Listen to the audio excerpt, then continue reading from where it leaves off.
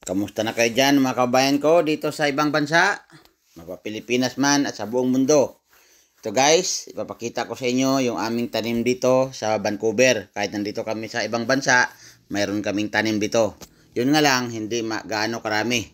Pero at least gumagawa kami ng paraan. Ito ay yung mga sweet chard, litos at sa mga herbs. Mint. Sa dami namin itong tanim.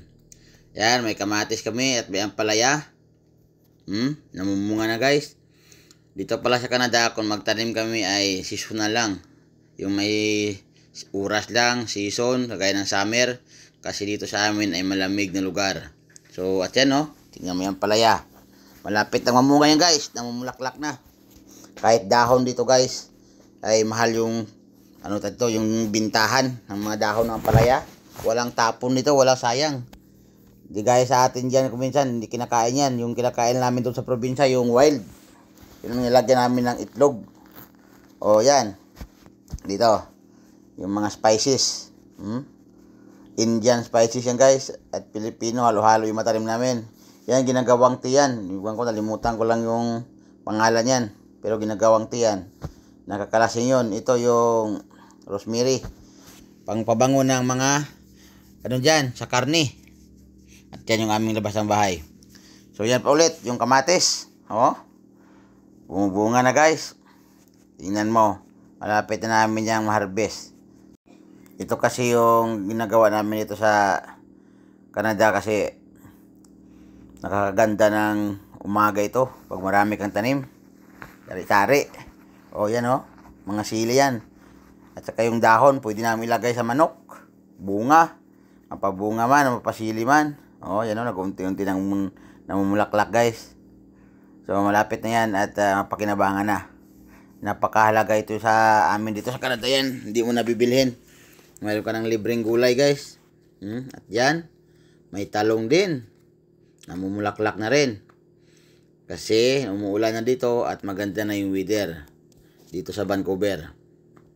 Kung nakikita nyo, gumawa lang kami ng parang paso na hanggang biwang.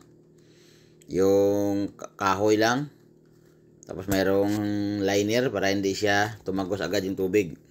Pero may butas sa ilalim. Para hindi naman siya mag-stuck yung tubig. May drainage ba. At saka hindi kayo yuko. At yan, zucchini. May kalabasa pa ako dyan. Tingnan mo, namumunga na. Namumulaklak na. Lahat ay umpisa ng namumulaklak.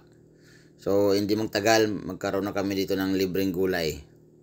Kita mo guys. Basta magsipag ka lang, mayroon kang tanim. Hindi ka dito magugutom. Yan, yung mga beans. Nandiyan ang palaya ulit. Yung napili ko pala dyan, hindi yung mataas. Para hindi ko na siya kailangan pagapangin. Kumbaga, tawag sa amin sa probinsya dyan, kapungko. Kung sa mga hamtak, nakaupo. Kasi hindi siya gumagapang. Tingnan mo naman yung paligid dyan.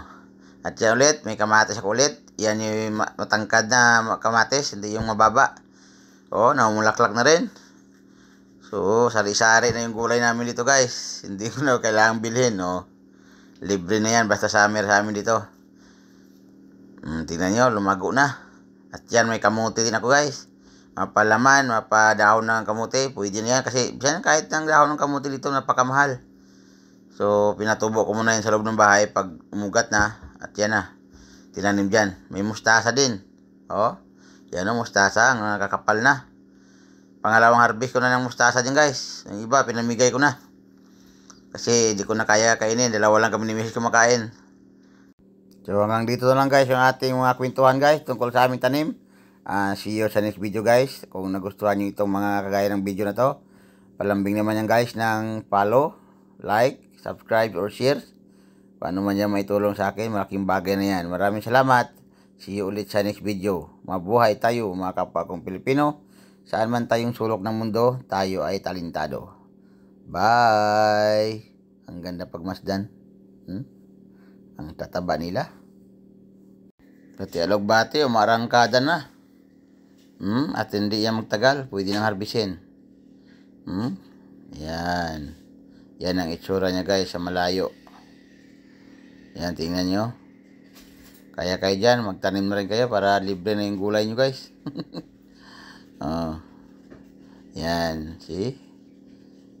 Wow, ang ganda ng aming mga tanim dito. Parang nasa Pinas ka lang, hindi mo mamimiss yung Pilipinas.